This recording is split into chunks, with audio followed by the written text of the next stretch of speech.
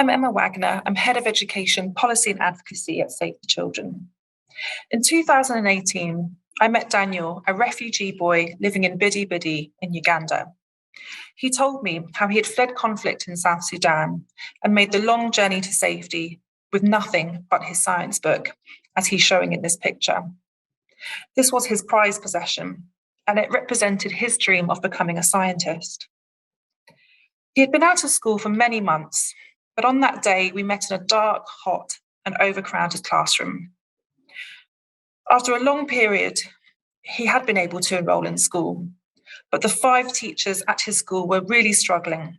There were simply too many children and not enough resources.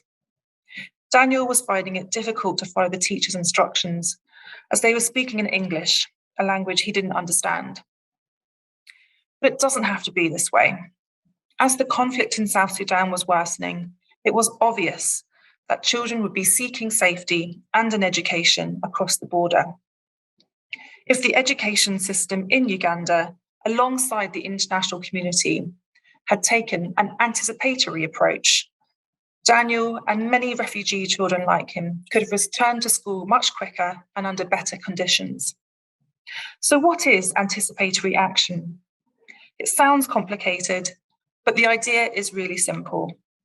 If you can plan for a disaster before it hits, you can ensure that children's right to an education can be fulfilled and have a more effective and timely response.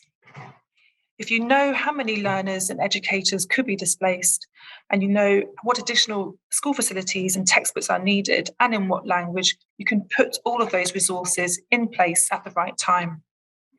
It's shocking that 55% of humanitarian funding is used for responding to crises that are predictable, and a mere 1% is used for preparedness and early action.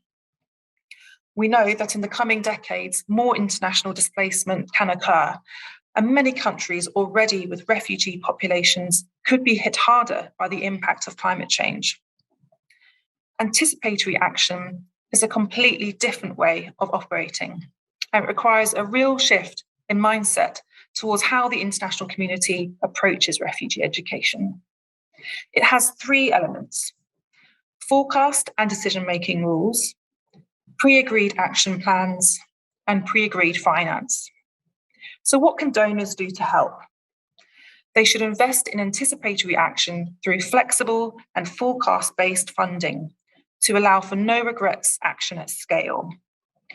Donors can take steps to invest in research, data, early warning systems, planning, and readiness so that education systems, agencies, and civil society can plan now to mitigate the effects of international displacement on children's learning. We know what works, and we know what is at stake. Acting before we deny a child like Daniel their education is always the right thing to do.